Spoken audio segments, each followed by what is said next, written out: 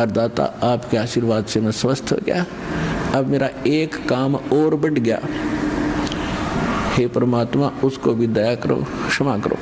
परमात्मा बोले कि चलो आप ऐसे मत जाना, नहीं तो हिंदू समाज बहुत बुरा समझेगा और हो सकता है उपद्रव भी हो जाए। आप अंतिम संस्कार करो, मैं संभालूंगा इन सबको, कहूँगा कि भाई ये तो होना ही था और ऐसे ऐसे गलती हो भी गई थी, आदर सत्कार तो सभी का होना चाहिए। तो राजा ने सोचा भी ठीक है, तो अंदर चले गए दोनों।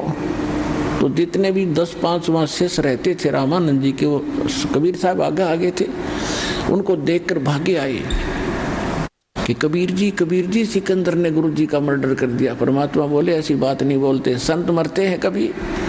अरे भले आदमी, तुमने फिर देख जाना क्या भगवान को और संत को, ये मरते हैं, ये कभी नहीं मरते। और कौन किसको मारता है, ये संस्कार अपने प्रारब्ध भोगना होता है सबको। उनको ऐसा कह रहे थे, इतने में सिकंदर लोधी और वीर सिंह पीछे आ गए। वो फिर सुन हो गए, क्यों तो फिर आ गया भाई सिकंदर लोधी, फिर आ गया। वो तो चुप हो गए, कत्ती एक साइड में खड़े हो गए। तो परमात्मा ने स्वामी रामानंद जी के जो 2 भाग हो गए थे, गर्दन अलग और धड़ अलग पड़ी थी दूर दूर, और कपड़ा डाल रखा था, वहां खून रक्त का सरवाह हो गया था। अब परमात्मा कबीर साहब ने दंडवत प्रणाम किया चरणों की ओर उस स्वामी रामानंद जी के मृतक शरीर को, और चरण पकड़ के कहा, गुरुदेव उठो, संध्या आरती का समय हो गया है, और उठो, देखो दिल्ली के बादशाह और काशी नरेश आपके दर्शनार्थ आए हैं। इतना ही कहा था, वो गर्दन दूर से उठकर रामानंद जी के गर्दन पर लग गई, निशान भी नहीं था और जीवित हो गया। बोलो सतगुरु कबीर भगवान की जय।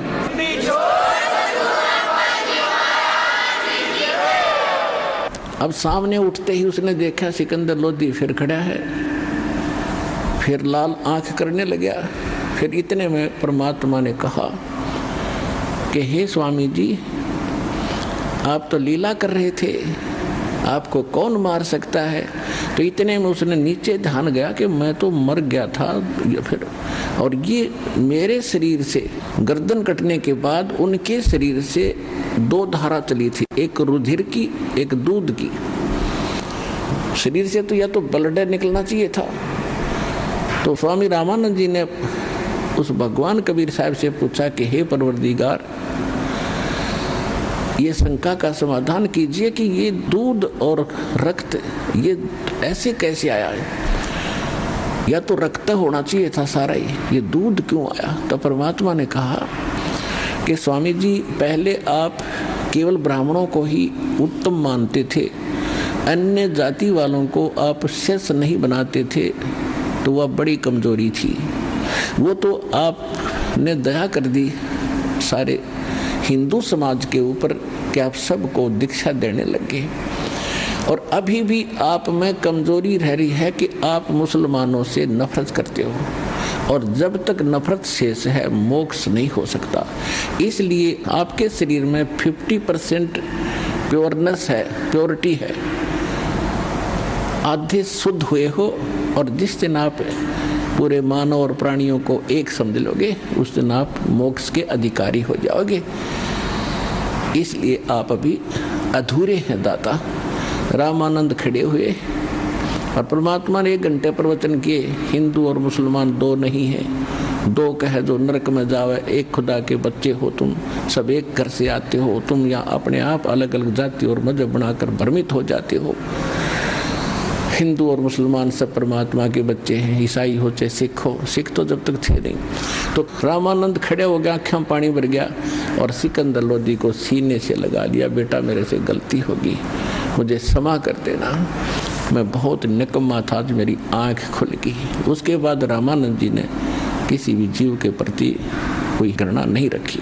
तो फिर सिकंदर लोधी ने कहा कि भगवान, ऐसे अच्छे विचार आपके और ऐसे महापुरुष, क्योंकि उनका कति विश्वास दृढ़ हो गया था कि ये अल्लाह अकबर है, अपने हाथों से काटा आदमी को और सामने जीवित कर दिया। रेजिटीज बैठा है, और ऐसा भयंकर रोग जो आज तक किसी मुसलमान के, किसी काजी मुल्ला और किसी से ठीक नहीं हुआ, ना हिंदू धर्म के किसी वैद और जंतर मंतर करने वाले ऋषियों से ठीक हुआ, और महापुरुष ने तुरंत ठीक कर दिया। तो ये परमात्मा आई है और मेरे सामने जीवित कर दिया। होय होय। तो उन्होंने कहा कि परवरदिगार एक बार दिल्ली चलो, आप दिल्ली चलो दाता, वहाँ तो आग लगी पड़ी है, हिंदू और मुसलमान की आपस में ऐसा झगड़े होते हैं, आपके विचार सुनेंगे, हो सकता है सभी की बुद्धि ठिकाना आ जाए। परमात्मा बोले हम ऐसे नहीं चलते, जो हमारा कोई दीक्षा लेगा तो हम चलेंगे, हम मेरा शिष्य बनता उसके साथ जाते हैं, ऐसे वैसे नहीं जाते हम किसी को। तो सिकंदर लोधी बोला जी वो क्या करना पड़ेगा शिष्य बनने के लिए? आपने ये करना पड़ेगा, मांस नहीं खाना होगा, छूना भी नहीं होगा, और किसी को सजा गलत नहीं देगा, न्याय करेगा, किसी को सताएगा नहीं। तो उसने कहा जी ठीक है, मांस नहीं खाऊंगा, और तेरे राज्य में कोई भी जीव हिंसा ना हो। तो यहाँ वो व्यवस्था जाहिर करता है कि भगवान आप तो जानी जान हैं, मैं मांस नहीं खाऊंगा, लेकिन जीव हिंसा का प्रतिबंध मैं लगा नहीं पाऊंगा, क्योंकि ये मुसलमान समाज बहुत ज़्यादा है, आप भी जानी जान हो। तो परमात्मा ने ये कंडीशन लूज कर दी कि ठीक है, तू मांस नहीं खाएगा और कोई बुराई नहीं करेगा, बीड़ी शराब तम्बाकू हुक्का भी प्रयोग नहीं करेगा। मुसलमान हुक्का बड़ी चाव से पीते हैं, वैसे सारे पीने लगे, तो उस समय वो पीते थे, तो उसने कहा कि नहीं, वो सब मान नहीं सकते, और परमात्मा ने उनको अपना शिष्य बनाया। तो कहने का भाव ये है कि अब सम्मन और नेकी दोनों जहाँ भी जाते थे और बहनों को चूड़ियाँ पहनाते थे, तो ये जिक्र किया करते थे, ऐसे ऐसे कथा सारी सुनाया करते थे। तो वो जितनी बहनें थी वो मजाक करती थी बाद में कि ऐसे इनके गुरु होते तो इनको ऐसा ऐसा दारिद्र है इनके ऊपर, इतने निर्धन है, समय पर कई बार आटा भी नहीं होता, मांग कर ले जाते हैं, तो ये इनको क्यों ना धनी बना देता। तो उनको भी एक आदमी ने टोक दिया था ऐसे ही कह करके कि यदि ऐसे तुम्हारे गुरु हैं तो तुम्हें धन क्यों नहीं देते। लेकिन वो दृढ़ भगत थे, संसार की बातों पर विश्वास नहीं करते थे। हम मार खाते यहाँ, जैसे एक भक्त मुझे कई कहते हैं कि जी मेरी पत्नी बीमार है, मुझे रोग था वो तो ठीक हो गया, अब मेरी पत्नी नहीं स्वस्थ हो रही है, मैं किसी को समझाता हूँ तो कहते हैं तो अपनी पत्नी को तो ठीक करा ले, फिर बात बताना। तो बच्चों यहाँ भ्रमित ना होना, आप अपनी क्रिया विश्वास के साथ करते रहना, समाज की तरफ देखकर आप भगवान से दूर ना होना, फिर मालिक साथ नहीं देगा। अगर आपके मन में यह बात आ गई कि लोग क्या कहेंगे, मेरी पत्नी को तो लाभ हुआ ही नहीं है, तो आप भी छोड़ दोगे भक्ति, और उसको तो फिर होना ही नहीं था। तो उसकी कोई चाकरी में कमी है, उसकी कोई सेवा में कोई मर्यादा में त्रुटि है, इस कर से जब आपको लाभ हो गया और पत्नी को हो नहीं रहा, क्या भगवान दो हैं, मालिक तो वही है। अब जैसे एक मेन पावर आई है लाइट की, बिजली की, और उसको दो घरों में कनेक्शन है, एक के सब पंखे चल रहे हैं, दूसरे का नहीं चल रहे, कनेक्शन उसी से है। लाइट तो सेम है, बिजली तो सेम पावर की है, उसके क्यों नहीं चल रहे, कोई डिफेक्ट है उसकी लाइट में, आगे कोई कनेक्शन में डिफेक्ट है, उसको चेक करो और फिर देखो होंगे क्यों नहीं। तो इस प्रकार वो दृढ़ थे कि इनको कहने दे, हमने तो भगवान की वाणी पर विश्वास है, कबीरा सब जग निर्धना और धनवंता ना कोई, धनवंता सो जानिए जिस पर राम नाम धन होए। फिर दूसरी भगवान बताते थे कि राम रटत दारिद्र भलो, राम रटत निर्धन भलो, टूटी घर की छान, वो सुंदर महल किस काम के जहाँ भक्ति नहीं भगवान। और फिर क्या बताते हैं, राम नाम रटते रहो, राम नाम रटते रहो, जब तक घट में प्राणे, और कभू तो दीन दयाल के डनक पड़ेगी कान। ये फार्मूले बताए परमात्मा ने दल डांटने के लिए इस भक्ति मार्ग पर, सच्ची भक्ति पर। इनको अपना कर, इनको अप्लाई करके तब आगे बढ़ना आप सफल होगे। तो उनको ये था कि कदे तो दीन दयाल के भनक पड़ेगी कान, क्या उससे छुपा है जब हम उसके हो चुके हैं। तो भगवान से क्या छुपा है, क्या उनको पता नहीं हमारी निर्धनता और हमारे दुखों का। लेकिन हमें जो धन मिल गया है वो किसी के पास नहीं है। उनको इतना विश्वास था, वो उन बहनों की बातों पर परमात्मा के प्रति अविश्वास नहीं आने देते थे। तो इसलिए कहा कि सत न छोड़े सूरमा और सत छोड़े पतदा और सत के बांधे लक्ष्मी फिर मिले गया। कि सत न छोड़ना, अपनी मर्यादा पर दृढ़ रहना, विश्वास रखना, देखना खेल दाता के आन देश में।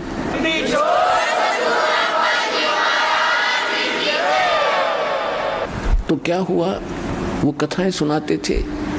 वो लड़का जो सेऊ था वो भी अपने साथी बच्चों में खेलता था, वहाँ भी भगवान की कथाएं सुनाता था कि हमारे गुरुजी ऐसे हैं, हमारे गुरुजी ऐसे हैं। राजा सिकंदर लोधी को ऐसे गड़बड़ थी वो ठीक कर दिया, रामानंद को सिकंदर लोधी ने मार दिया था वो जीवित कर दिया, और बड़े शक्तिवान हैं। तो बच्चे कहते थे तुम्हारे गुरुजी तो राजाओं के पास ही जाते हैं, तुम्हारे घर आए कभी? अब वो बच्चा निरुत्तर हो जाता था, और बच्चों की एक दूसरे का व्यंग सहा नहीं जाता उनसे कि तुम्हारे गुरुजी तो धनवानों के यहाँ जाते हैं, वीर सिंह बघेला राजा उनका शिष्य है, और ऐसे वो तो सेठों के पास जाते हैं, धर्मदास सेठ है उसके वहाँ जाते हैं। वो लड़का एक दिन अपने माता पिता से चर्चा कर रहा था, जब वो काम से वापस आ लिए शाम को थोड़ा सा आफ्टरनून, आंगन में बैठे यही चर्चा चल रही थी, भगवान की चर्चा चल रही थी। क्योंकि जिस घर में मालिक की का प्रवेश हो गया वहाँ दूसरी बात खत्म हो जाती है। भगवान का गुण गान, उनकी चर्चा, उनका मंत्र, सत्संग में सुने हुए विचार घर में जाकर दोहराए जाते हैं। शेष परिवार वाले भी सुनते हैं, हमें बताओ क्या क्या क्या बताया, और उन ही आगे की और भी चर्चाएं परमात्मा की ही चला करती हैं। तो उस बच्चे ने कहा कि माता पिता, बच्चे मुझे ऐसे ऐसे कहते हैं कि आपके गुरुजी तो राजा लोगों के और सेठों के यहाँ जाते हैं, तुम गरीबों के कभी आए हैं? तो सेव कह रहा था कि अपने घर कब आएंगे गुरुदेव? तो नेकी बहुत बुद्धिमान थी, कहने लगी बेटा देखो भगवान अपने से दूर थोड़े ही है, उनके लाखों से बताओ किस किस के घर जाएंगे। उन्होंने ज्ञान दिया, आशीर्वाद दे दिया, हमारे साथ हैं पल पल में, कि वो तो बात ठीक है माता जी, लेकिन बच्चे मुझे मजाक करते हैं कि तुम्हारे गुरु जो राजाओं के यहाँ जाते हैं, तुम्हारे घर आए हैं कभी? एक बार अपने गुरु जी आ जाए तो मैं उनका मुंह बंद कर दूं। तो माता पिता कहने लगे बेटा ऐसी हीन भावना मत ला, और तेरी भगवान पर अविश्वास हो जाएगा, उनकी बातों में मत जा, परमात्मा हमारे साथ है, दूर थोड़ा ही है। नहीं वो बात तो ठीक है माता जी, एक बार वो आ जाए ना गुरुजी अपने यहाँ तो फिर तो बात ही कुछ और। ऐसा कह के उसकी आंखों में आंसू आ गए कि बच्चे मुझे बहुत व्यंग करते हैं, और ये संभव हो नहीं रहा क्योंकि उनके शिष्य गने हैं, गुरुजी हमारे यहाँ आ नहीं सकते। कहते हैं पहुंचूंगा क्षण एक में जन अपने के काज। ये दुखी थोड़ा होने देते अपनी आत्मा को। इतने में उधर से परमात्मा ने तैयारी की। एक कमाल नाम का शिष्य था जो परमात्मा ने जीवित किया था मुर्दे से, एक मुर्दा बहता हुआ आ रहा था। शेख तकी नाम का एक सिकंदर लोधी का धार्मिक गुरु था, मुसलमान। वो बहुत ईर्ष्या करने लग गया था परमात्मा से, जिस कारण से उसने एक कंडीशन रख दी थी कि कोई मुर्दा मेरे सामने जीवित करके कबीर साहब दिखावें तो मैं मानूं कि ये कोई अल्लाह का पैगंबर अवतार है, अन्यथा मैं नहीं मानूंगा, और मुसलमान धर्म के लोगों को भड़का दूंगा और सिकंदर तेरे विरोधी कर दूंगा मैं। क्योंकि वो धार्मिक गुरु था सिकंदर लोधी का, और पूरे मुसलमान समाज पर उसका होल्ड था। तो सिकंदर लोधी घना चिंतित हो गया था कि यह बात ही बिगड़ेगी। स्वस्थ तो हो गया लेकिन रात जाओगा। उस चिंता से ग्रस्त देखकर परमात्मा ने कहा था कि सिकंदर लोधी इसको कह दो मुर्दा ले आवे कोई। तो उसी समय दरिया के किनारे ये बातें हो रही थी। उसी समय एक मुर्दा जो परिवार वालों ने अंतिम संस्कार करके जल प्रवाह कर दिया था। कुछ ऐसे कबीले हैं ना गाड़ते हैं जमीन में, ना जलाते हैं, वो जल प्रवाह कर देते हैं। वो मुर्दा आ रहा था 13 साल के बालक का। परमात्मा ने उस मुर्दे को जीवित करके वहाँ सबके सामने प्रमाणित कर दिया था कि Kabir is God, I am God, अल्लाह अकबर हूँ मैं। तो वो जीवित करा। फिर उस बच्चे को जब जीवित कर दिया परमात्मा ने, सब ने कहा था कमाल कर दिया, कमाल कर दिया। तो उसका नाम कमाल रख लिया और अपने साथ अपने पुत्र के रूप में रखा। वो लड़का, उसमें थोड़ा अभिमान हो गया था कि मेरे जैसी सेवा कोई कर नहीं सकता। जैसे अर्जुन में अभिमान हो गया था कि भगवान मेरे जैसा सेवक कृष्ण जी आपका कोई नहीं। तो उसका भ्रम उसने निवारण किया था ताम्रध्वज के घर जाके। और मोरध्वज के घर जाकर जब उन्होंने अपने सामने बच्चे को काट दिया, तब कृष्ण जी ने कहा था अर्जुन अब सेवक आप हो या ये है एक नंबर के? कि जी ये है एक नंबर के, मैं तो कदे भी ना कर सकता इसका, हमने बच्चे ने काट दूं। तो कहने का भाव ये उसी, अब आपको दो भगवानों की, समर्थ की और इस छोटे भगवान की भिन्नता बताई जा रही है कि छोटे मोटे थोड़े बहुत गुण तो सभी में मिलते जुलते होते, लेकिन समर्थ के गुण फिर आगे चल के अलग ही होते हैं। वो तो एक ताम्रध्वज लड़के को जीवित किया, यहाँ हजारों प्रमाण दे देगा दास, और आज यहाँ होने लग रहे, यहाँ होने लग रहे। आज से चौथा दिन है। एक माई अपने दोते को लेकर आई थी यहाँ पर, वो आई होगी आज अवश्य, 1.5 वर्ष का बालक और उसकी लड़की साथ में, उस दोते की माँ। और वो बता रही थी जी ये लड़का आज परमात्मा कबीर जी की दया से इसको जीवन दान मिला, हमने नाम भी नहीं ले रखा था। सत्संग सुनते थे साधना टीवी पर डेली। उसका पिताजी यानी दामाद उस माई का, वो भी आया हुआ था। चौथा दिन है उस दिन। लड़का बाल्टी में चढ़ गया पानी की भरी में, कैसे पटड़ी पुटड़ी पर चढ़ के उसमें मुंदे मुँह गिर गया। 2-2.5 घंटे पड़ा रहा, किसी ने संभाला नहीं। जब देखा खोज हुई तो उसमें मरा पाया। उसको बाहर निकाला, आसपास गांव के जो वैद्य थे उन मृत डिक्लेयर कर दिया। उसने परमात्मा पुकारा आपको, किसने? लड़के के पिता ने। हे भगवान धरती पाया है तो मेरा बालक जीवित कर दे। 2 सेकंड में बच्चा एकदम हिचकी लेकर खड़ा हो गया।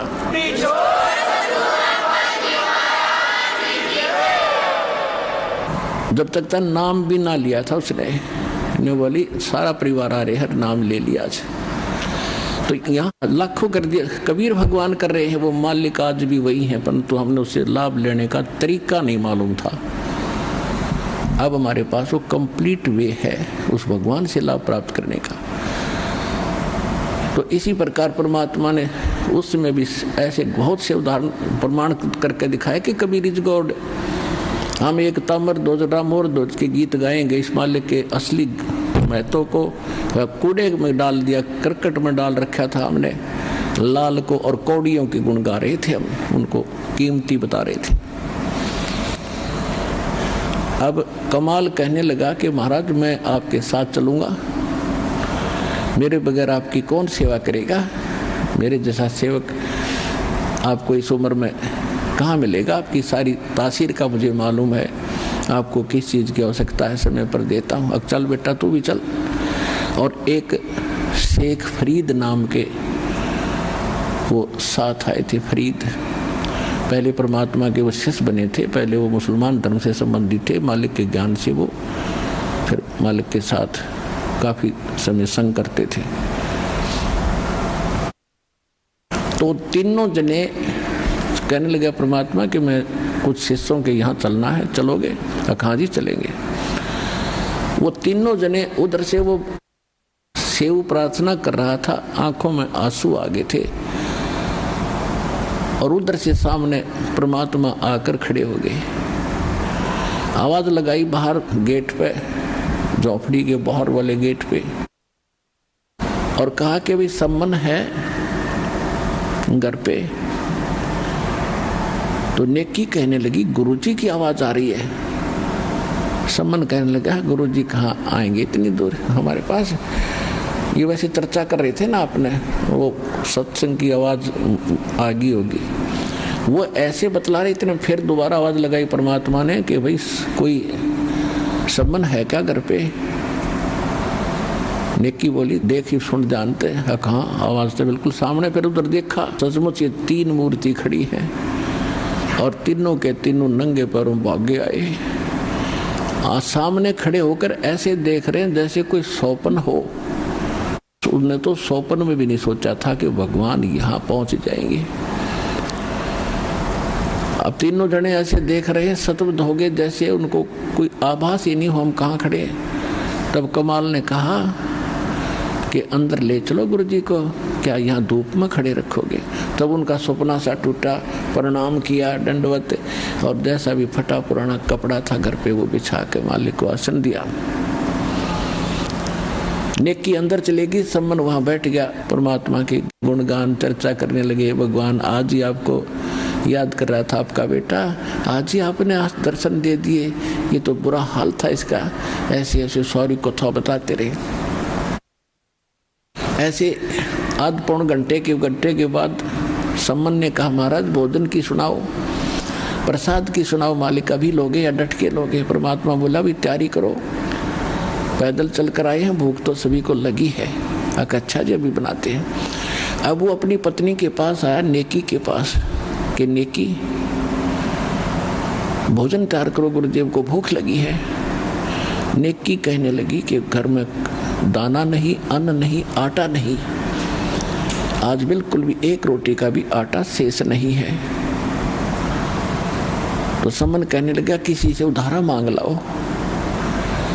नेकी कहने लगी मैं उधारा मांगने गई थी, जहां मुझे आशा थी सबने मना कर दिया है, और मैंने ये कहकर मांगा कि हमारे गुरुजी आए हैं, हमें आटा दे दो उधारा, आपका तुरंत ही दे देंगे कुछ ही दिनों में।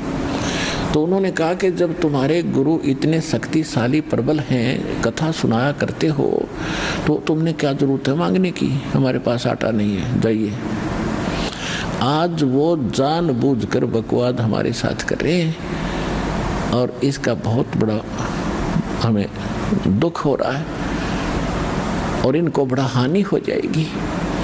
तो सम्मन ने कहा कि आप अपना ये चीर दे दो, ओढ़ना कपड़ा जो सिर पर ओढ़ती बहनें अलग से, ये अपना चीर दे दो, ये कपड़ा दे दे चुंदड़ी, और इसको मैं गिरवी रखाऊंगा। तो वो कहने लगी मैं ये भी गिरवी रखने गई थी, ये बीच से फटा हुआ है, इसको कोई गिरवी भी नहीं रखता, और चीर मेरे पास है नहीं। इतने निर्धन थे लेकिन दृढ़ भगत थे। अब सम्मन कलेजा पकड़ कर बैठ गया जमीन पर, चक्कर आने को हो गया कि भगवान मुझ नीच को ऐसा दुर्भाग्यशाली जन्मा है, मैं कितना पापी रहा हूँगा पिछले जन्म में, मैंने दान नहीं किया, मैंने कोई पुण्य नहीं किया, जिस कारण से परमात्मा बताते हैं जो दान करता उसी को धन मिलता है। यदि मेरे पास आज धन होता तो मैं खूब दान करता, और आज गुरुजी भूखे जाएंगे मुझ पापी के द्वार से। हे परमात्मा जमीन क्यों ना फट जाती, इसमें चला जाऊं अंदर में, क्या शकल दिखाऊंगा। ऐसे वो विलाप कर रहा था। तो नेकी ने कहा कि ऐसे कुछ नहीं बनेगा, एक काम करो, तुम दोनों पिता पुत्र आज रात्रि में चोरी करके लाओ आटा, और सुबह गुरुदेव को भोजन करा देंगे। तो बोल दे ऐसे कि जिस सुबह भोजन कराएंगे, समझ जाएंगे, वो जानी जान है, वो तो महापुरुष हैं कि कोई आट अडास होगी, वो समझ जाते हैं। तभी वो लड़का बोला शेऊ, कहने लगे माताजी गुरुजी तो बताते हैं जो चोरी करते हैं उनका तो सर्वनाश हो जाता है, आप चोरी करने को कह रहे हो। तब उस माँ ने बताया बेटा चोरी करना अपने लिए नहीं महापुरुषों के लिए करेंगे, कि चोरी तो चोरी ही है, चाहे किसी लिए करो। लड़का इतना दृढ़ था ज्ञान में। तब माँ ने बताया बेटा चोरी मैं इसलिए करने को कह रही हूँ कि इस नगरी में हम बसे हैं, हमने यहाँ मजदूरी करके निर्वाह किया है। ये लोग बुरे नहीं हैं लेकिन कोई दुर्भाग्य इनका आगे अड़ गया। आज यदि ये परमात्मा यहाँ से भूखे चले गए बेटा नगरी नष्ट हो जाएगी। फिर एक कथा सुनाई कि ऐसे एक नगर में अभिमानी पैसे वाले लोग बहुत थे, साधु संत आते थे, वो केवल अपने ही किसी इष्ट को पूजा करते थे, उसके अतिरिक्त किसी भी संत को या किसी भिखारी को दान नहीं देते थे, और दान तो दूर है, वो भोजन भी नहीं देते थे, और उनको कहते थे तुम करके खाओ ऐसे। तो उनकी उस नगरी के बाहर थोड़ी सी दूरी पर जंगल में एक सिद्ध पुरुष, उसका एकलौता शिष्य छोटा बालक 15-16 वर्ष का, वो आके रुक गए। सुबह उसने लड़के को भेजा, बेटा भिक्षा ला मांग के। तो सारे नगर में वो मांग कर चला गया, किसी ने भिक्षा नहीं दी, ना रोटी दी। पैसा नहीं लाना, आटा लाना या बनी बनाई रोटी लाना, किसी ने नहीं दी। उनको धिक्कार दिया, दरवाजे बंद कर ले, चला जा यहाँ से, करके नहीं खाते तुम, मस्टंडे फिरते हो, दिन में भिक्षा मांगते हो, रात को चोरी करते हो, दिन में घर देख जाते हो, ऐसे बकवास करने लगे। एक कुमारी थी बाहर, उसका गांव से, नगर से बाहर उसी रास्ते पर घर था जिससे उस संत का आना जाना था।